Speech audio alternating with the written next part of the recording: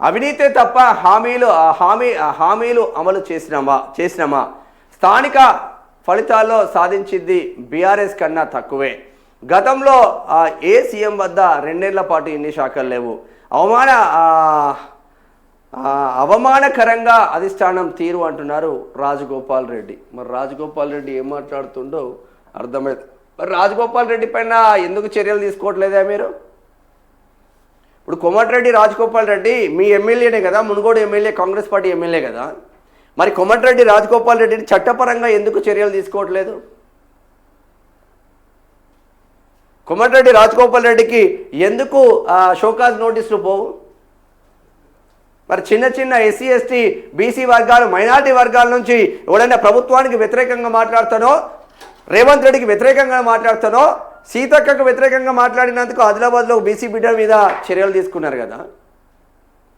చాలామందికి పార్టీ నుంచి బయటకు పంపించారు కదా. మరి రాజగోపాల్ రెడ్డి అంటే ఉత్సాహపడుతుందా మీకు? పార్టీకి ఉత్సాహపడుతుందా మీకు? ఎందుకు ఆయన పైన చర్యలు తీసుకోవట్లేదు?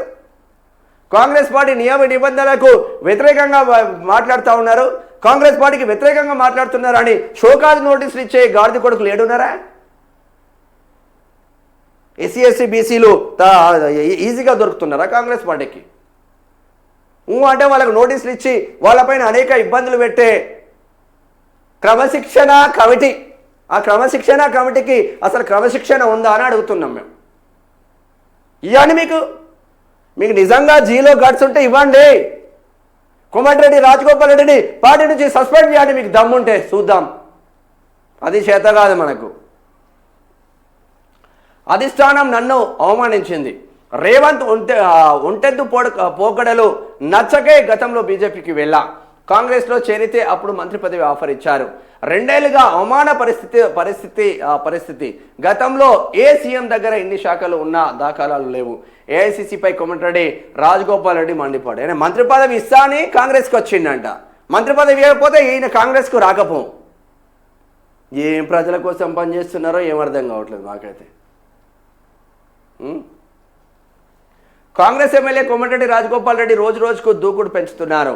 ఈసారి ఏకంగా ఏఐసీసీ నేతలనే టార్గెట్ చేశారు. కాంగ్రెస్ ఒంటెద్దు పోకడలు నచ్చకనే తాను బీజేపీలోకి వెళ్లానని వ్యాఖ్యానించారు. శుక్రవారం ఆయన ఓ యూట్యూబ్ ఛానల్తో మాట్లాడారు. బీజేపీలో తనకు ఎంతో గౌరవం ఉండేదని చెప్పారు. మంత్రి పదవి ఆఫర్ ఇచ్చి కాంగ్రెస్లోకి పిలిచారని గుర్తు చేశారు.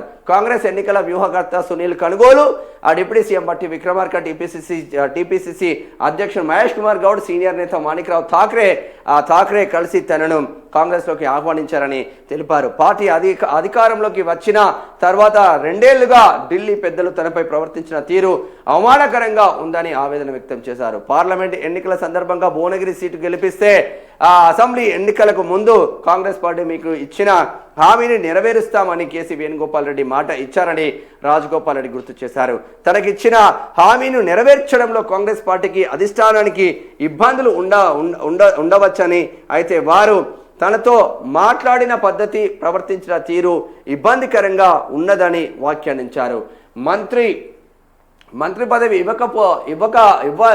ఇవ్వలేకపోతున్నామనే విషయాన్ని కనీసం పిలిచి చెప్పలేకపోవడం దుర్మార్గమని రాజగోపాల్ రెడ్డి ఆవేదన వ్యక్తం చేశారు. స్థానిక ఫలితాల్లో బీఆర్ఎస్ కన్నా తక్కువే. తాజా ఎన్నికల్లో పార్టీ పనితీరు అధిష్టానం ప్రశంసించడం, రాజగోపాల్ రెడ్డి అసంతృప్తి వ్యక్తం చేయడం, ఉప ఎన్నికలు, స్థానిక సంస్థల ఎన్నికల్లో ఫలితాలు ఎప్పుడూ అధికార పార్టీకి అనుకూలంగా ఉంటాయని స్పష్టం చేశారు. బీఆర్ఎస్ అధికారంలో ఉన్నప్పుడు స్థానిక సంస్థల ఎన్నికల్లో అత్యధిక స్థానాలు గెలిచామని, మునుగోడు ఉప ఎన్నికల్లోనూ బీఆర్ఎస్ గెలిచిందని గుర్తు చేశారు. నిజంగా ప్రజల్లో ఏమున్నది, మనం ఇచ్చిన హామీలు ఎంత మేరకు నెరవేర్చామన్నది ముఖ్యమని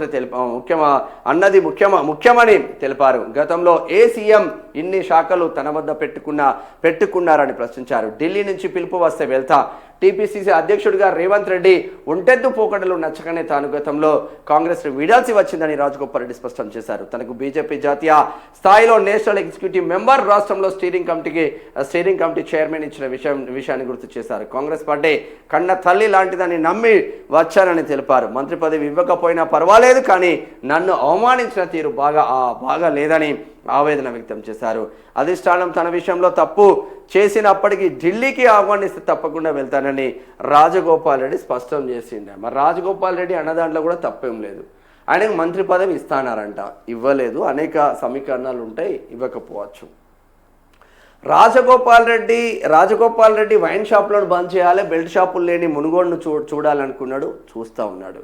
రాజగోపాల్ రెడ్డి ఏదైతే పంతం పెట్టుకున్నాడో పొద్దున్న 10 గంటలకు ఎవడైతే వైన్ షాప్ ఓపెన్ చేస్తే నా నియోజకవర్గంలో నడవదు అని చెప్పిండు. మళ్ళా ఎక్సైజ్ మినిస్టర్ జూపల్లి కృష్ణారావు సహకారంతో కొన్ని రోజులు ఓపెన్ చేసిండు. మళ్ళా రాజగోపాల్ రెడ్డి పంతం నెగ్గించుకున్నాడు. మళ్ళా వైన్ షాపులో ఆయనకు అనుకూలంగానే ఆ టైమే సెట్ చేసుకున్నాడు. దాంట్లో ఆయన సఫలీకృతం అవుతున్నాడు. కానీ రాజగోపాల్ రెడ్డి అన్న మాటలలో తప్పేం లేదు. మనం ఇచ్చిన హామీలేంది, మనం ఎందుకు నిలబెట్టుకోలేకపోతున్నాం అని మాట్లాడుతున్నారు. దాంట్లో తప్పు పట్టుకోవడానికి ఏం లేదు. కానీ కాంగ్రెస్ ప్రభుత్వంలో ఉండి కాంగ్రెస్ పార్టీలో ఉండి ప్రభుత్వానికి వ్యతిరేకంగా పనిచేయడం అనేది చట్ట రీత్యా నేరంగా పరిగణిస్తుంది ఏ పార్టీ అయినా ఏదైనా. ఒక సంస్థలో ఉండి సంస్థకు వ్యతిరేకంగా పనిచేయడం కానీ, ఒక ఆర్గనైజేషన్లో ఉండి ఆర్గనైజేషన్కి వ్యతిరేకంగా పనిచేయడం కానీ, ఒక పార్టీలో ఉండి పార్టీ నిబంధనలకు తుంగలో తొక్కి వేరే వాళ్ళతో చేతులు కలపడం, ఇవన్నీ చట్టరీత్యా నేరం. కాబట్టి ఏకంగా సీఎం పైన, అధిష్టానం పైన, ఏఐసిసి నేతల పైన టార్గెట్ చేసినా కూడా రేవంత్ రెడ్డిని ఏం బీకలేకపోతుంది షోకాజ్ కమిటీ, క్రమశిక్షణ కమిటీ. ఏడవైంది క్రమశిక్షణ.